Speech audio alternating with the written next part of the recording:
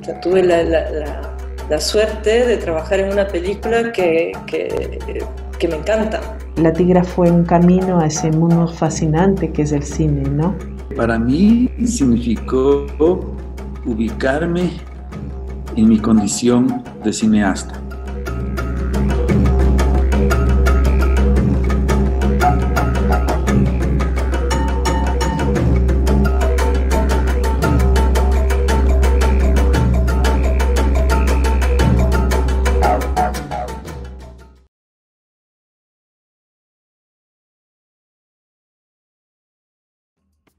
Bueno, el Grupo de Guayaquil probablemente sea el grupo de escritores más importantes de la primera mitad del siglo XX para el Ecuador.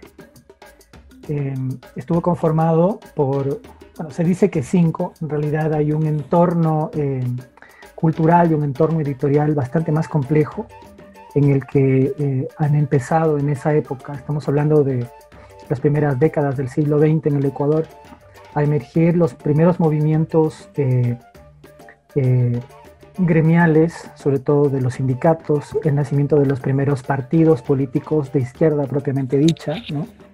José de la Cuadra, como sus contemporáneos, tenían una filosofía socialista comunista, creían en el bien del trabajador.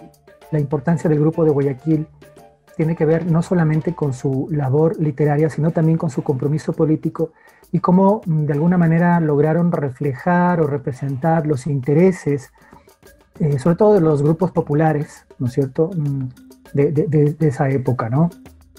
José de la Cuadra fue un abogado y junto con otros artistas, en su mayoría también que trabajaban en el ámbito jurídico, se reunieron para formar una mesa de diálogo, una especie de taller literario.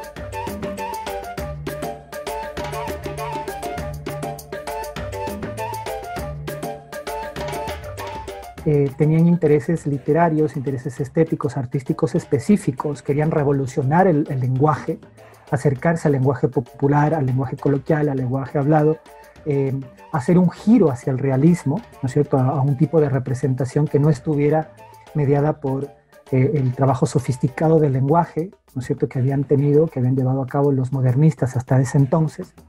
O sea, él se fundamentaba era en la sociedad, en el pueblo sobre todo. Por eso es que su característica literaria hablaba con el acento del Montubio, ¿sí? Del Montubio, del Guayaco en este caso, que tiene su acento es particular o general, que lo transmitió en sus propias letras.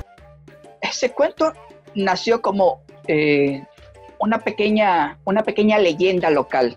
A él le fascinó la fuerza de la mujer campesina, porque muchos dicen que no, que es el hombre en el campo que suda, pero no.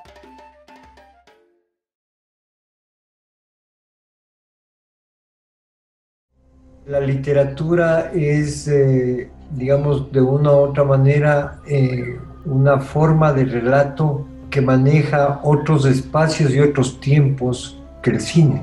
Entiendo que el proceso puede ser muy rígido y muy riguroso, pero siempre es otro lenguaje. La literatura y el cine son lenguajes distintos. Creo que tengo una facilidad para transformar. Digo transformar, yo prefiero hablar de transformar antes que adaptar. El adaptar me parece que es un término muy pobre para pasar de una forma, que es la literaria, a la audiovisual, que puede ser la televisiva, la cinematográfica. Para un director, si tú no comprendes el libro y la historia o no sientes la historia, es muy difícil dirigir una obra, especialmente que si vas a entrar en miniseries.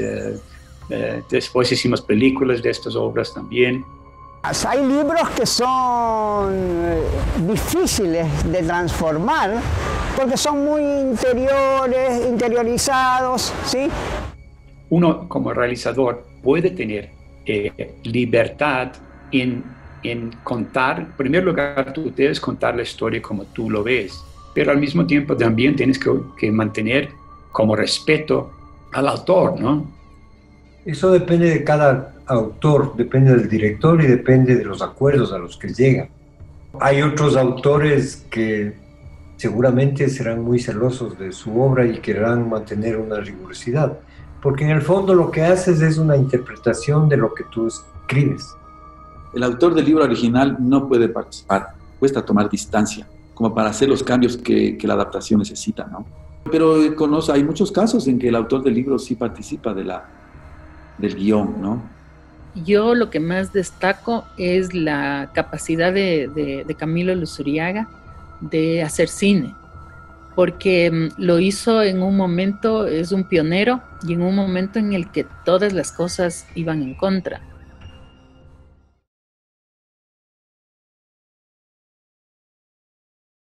Yo era ya actriz de teatro, nos conocíamos con Camilo, éramos activistas políticos, hacíamos teatro, hacíamos política, y esto del cine había sido una latencia en el país y para nosotros como equipo. Yo y toda mi generación de cineastas no éramos asiduos lectores de la generación del 30, ¿no? Éramos una generación nacionalista.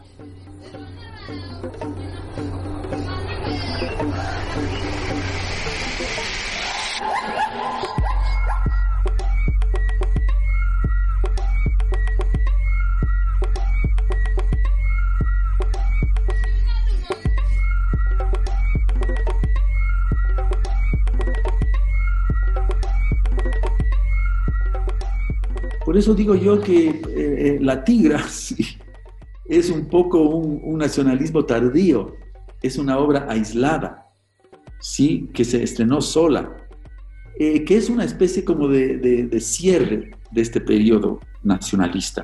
En esa época se hacía cine, pero era sobre todo un cine indigenista y se hacía mucho documental. El país no había ingresado al tema de la ficción.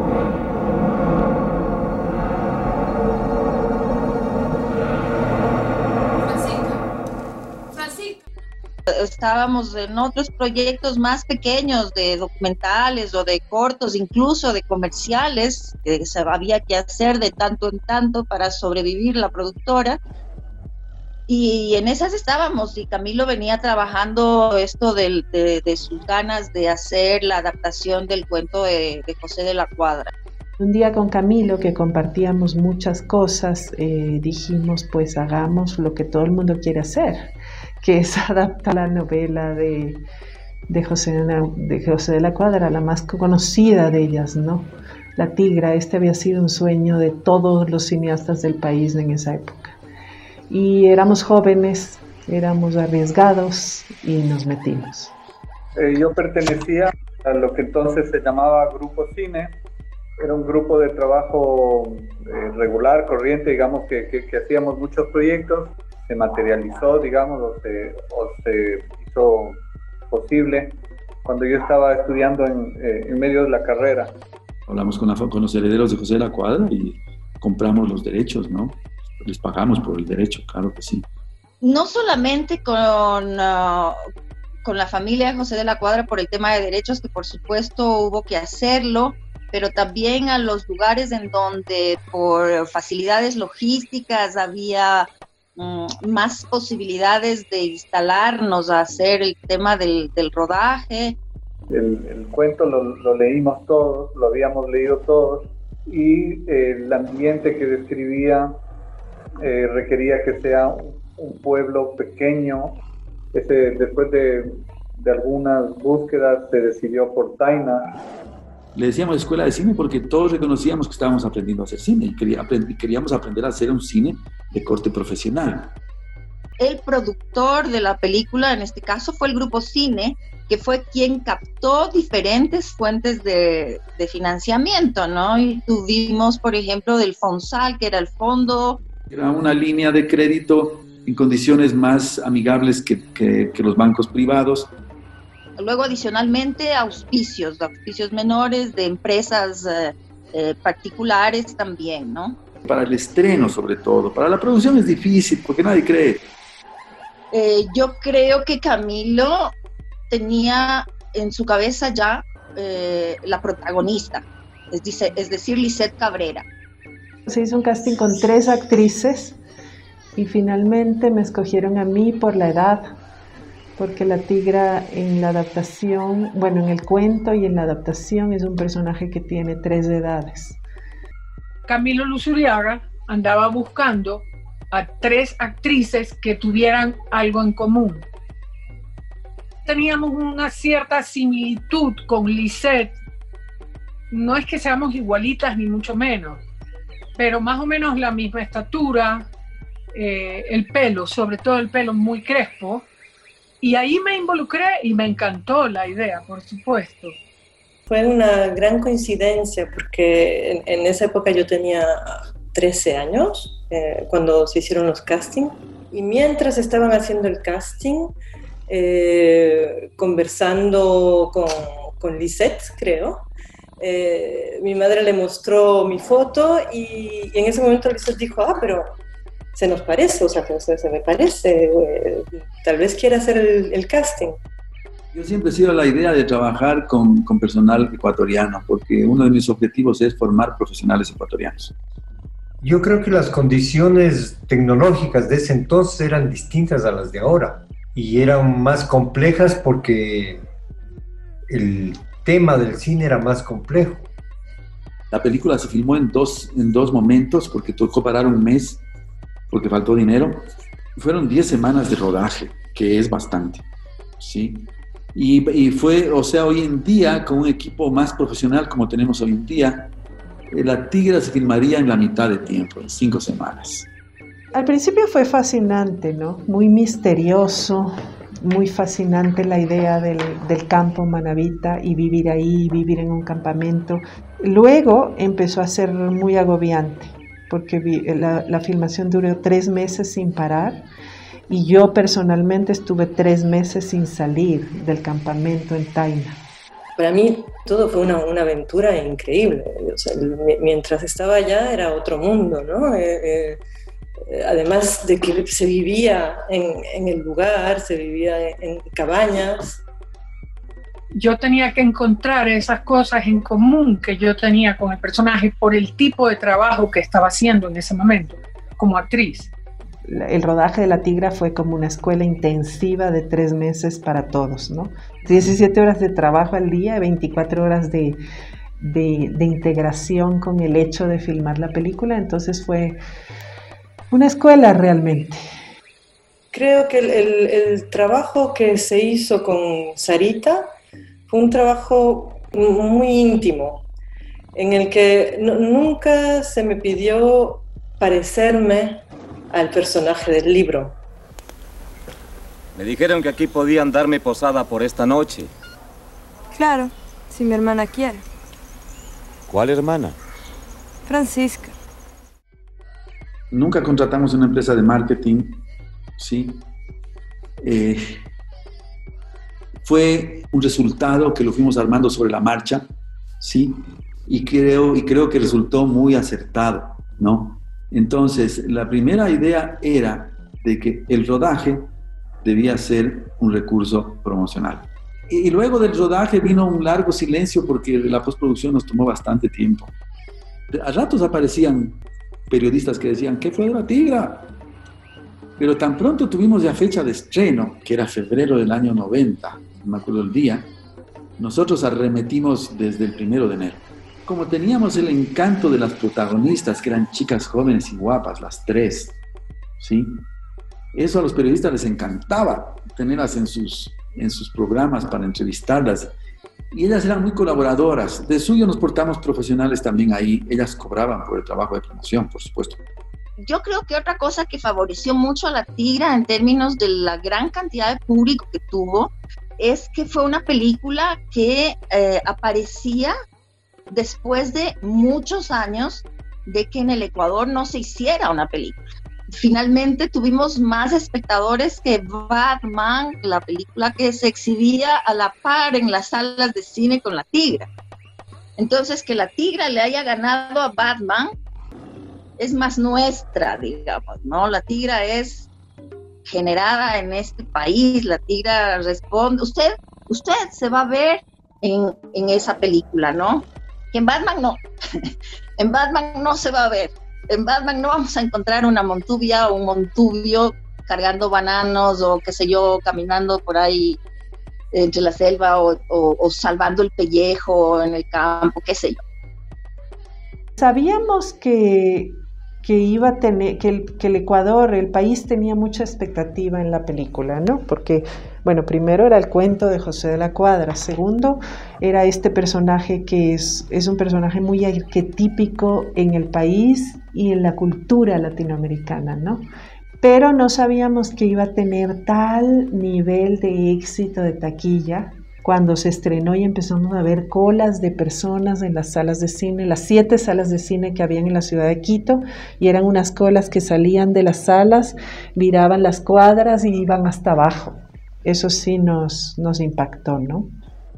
Y bueno, entonces la locura llegó hasta el punto que los locutores deportivos de fútbol en el Estadio Olímpico Atahualpa, en los descansos entre un tiempo y el otro, tenían en el estadio a Luzán Itural y a Lisset Cabrera entrevistándolas.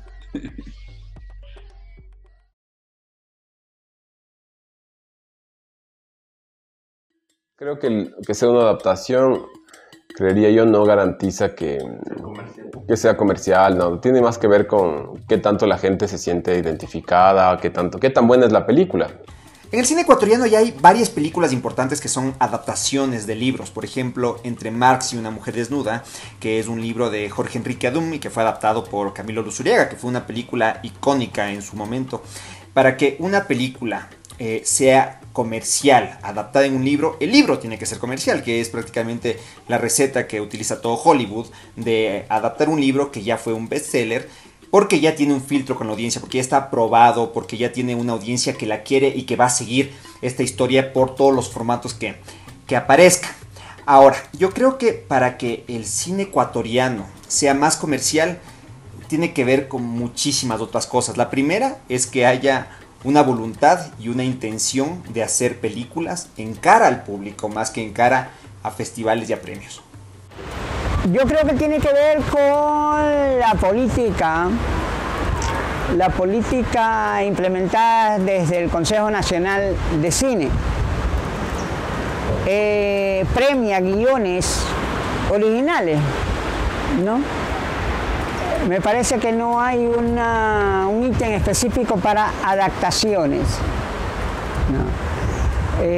Sino que tienen que ser producciones originales, porque premia al guión antes de que lo escriba, premia la idea para que la desarrolles y la escribas, o sea, intenta premiar la originalidad. Yo creo que técnicamente sí ha habido un avance, en número ha habido un avance. Yo no creo que haya habido un avance con relación a los guiones, por ejemplo. Creo que todavía los guiones, no se hace tan buenos guiones del cine ecuatoriano, especialmente de ficción. Yo creo que el documental es otro tema, pero en la ficción sí creo que creería que es una deficiencia en los guiones principalmente, porque técnicamente ya hay grandes fotógrafos, hay un montón de gente que ha estudiado afuera, que técnicamente tenemos todo para hacer lo que queramos. Creo que un guión se nutre del conocimiento que pueda tener ese escritor, ¿no? Hay guionistas que no leen. Y ese es un gravísimo problema. ¿Cómo puedes crear si no lees, si no te llenas de otros mundos, de otras historias? Sinceramente no tengo mucha relación con la literatura nacional más que los libros que nos hicieron leer en el colegio y tal vez un par de obras después de eso, pero es una tarea que me la voy a poner. Recién me contó un amigo que quiere adaptar cosas del Eliezer Cárdenas, del Cañarejo, que todavía está vivo también y que escribe súper bien. Entonces hay gente que sí quiere adaptar cosas, ¿no? Pero en mi caso no es mi plan. Nos falta apelar a la literatura. Y eso tiene que ver con el egocentrismo de la pubertad cinematográfica. Entonces no podemos ver al otro. Entonces para poder adaptar obras de la literatura hay que ver al otro, pues hay que ver al literato. Y hay que leerlo y hay que reconocer que es importante y que lo que le hace es relevante y que puede servir. Pero no, tiene que ser mi guión, mi obra original, mi genio, mi idea, yo tengo una idea. Son ideas de este tamaño, las que tenemos, que se agotan típicamente en la primera película. No trabajamos sobre lo identitario, sobre la identidad. No nos interesa saber quiénes somos, de dónde venimos, ni para dónde puta vamos. No interesa. A los gobiernos en general no les interesa la cultura y no les interesará el cine, porque el cine, al ser masivo, puede servir educativamente. En la industria, 2 de cada 3 películas se basan en una obra escrita antes.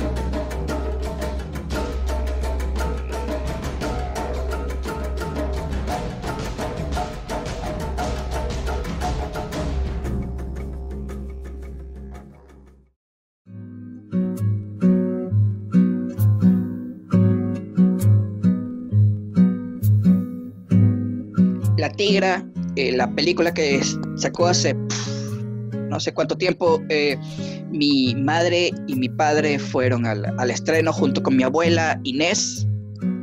Y si lo vas a ver a Camilo, dile que yo le estoy agradecida de por vida haber trabajado en la película. La producción de una película implica trabajar en equipo. En esa época, cuando era adolescente, yo quería ser actriz y esta posibilidad me cayó del cielo. La Tigra significó también un hito, porque significó que es posible. O sea, si el Camilo lo puede hacer, ¿por qué no nosotros? ¿Sí? Que fue lo que pensaron los hermanos Cordero. Me parece perfecto. Este proyecto le dijo a todo el país y a los cineastas que podíamos hacer un cine en el país, un cine de ficción, y que el público, nuestro público, estaba dispuesto y ansioso de ver un cine hecho en el país.